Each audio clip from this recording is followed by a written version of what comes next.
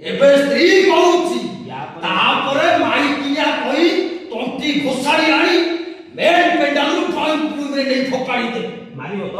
ମାରିବ ତ? ମାରୁ ମାରୁ ଜୀବନକୁ ମାରିଦବ ତ? ମାରୁ ମାରୁ ଜୀବନ ମତେ ମାରିଦବ ତ? ତଥାପି ତମେ ମତେ ଅଟକେଇ ପାରିବନି। ତଥାପି ତମେ ମତେ ଅଟକେଇ ପାରିବନି। କାରଣ ମୁଁ ମା।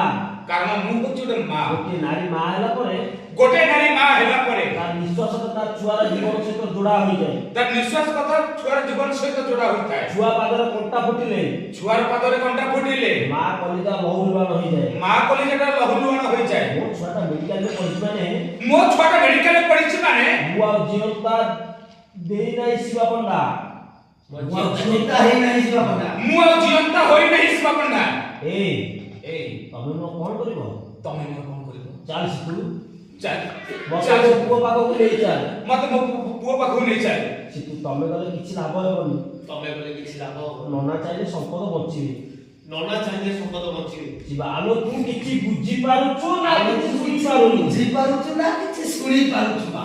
ଆରେ ଛାତିକୁ ବିଧା ମାରିଲେ ଛାତିକୁ ବିଧା ମାରିଲେ ଚୁନା ହେଲେ ଛାତିକୁ ବିଧା ତୁ ବୁଝି ପାରୁଛୁ ନା ଜାଣି ପାରୁଛୁ ବା? ଛାତିକୁ ବିଧା ମାରିଲେ ଚୁନା ହୁଏ। ଆଲୋ ଇଟା କି ପଥରକୁ ମାରିଲେ ନୁହେଁ? ବାପାର ଛାତିଟା ଅଳିଛି।